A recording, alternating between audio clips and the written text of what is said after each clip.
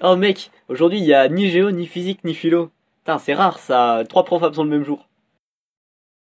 Monsieur Philibin et Monsieur Armand sont devant la demeure de Monsieur Parchelieu, et ils attendent qu'il sorte de sa maison.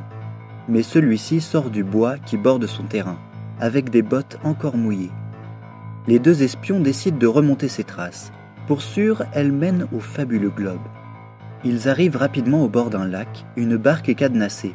Elle a certainement été utilisée par le professeur de philosophie, mais ils ne peuvent pas la détacher. Néanmoins, de l'autre côté, ils aperçoivent plusieurs autres barques. C'est a priori la seule solution qui s'offre à eux.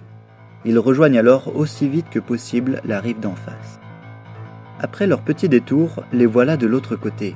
Bingo! La plupart des bateaux sont seulement attachés par des cordes. Ils en prennent un et foncent vers le seul îlot se trouvant au milieu du lac. Ils accostent et se mettent aussitôt à chercher un endroit où Monsieur Parchelieu aurait pu mettre le globe. Ils ne mettent pas longtemps avant de découvrir un cabanon qui est encore ouvert.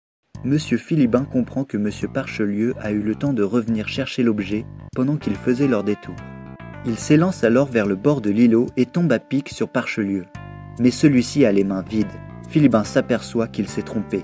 Il n'a pas pris le temps de vérifier si le globe magique était ou pas dans le cabanon. Il se retourne alors et voit le professeur Armand s'en aller avec le globe en lévitation. Il a à peine le temps de crier que le professeur de philosophie lance une rame sur le fuyard. Celui-ci trébuche et le globe tombe dans l'eau.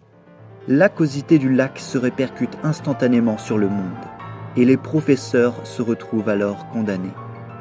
La soif de pouvoir de quelques hommes aura suffi à noyer la planète entière.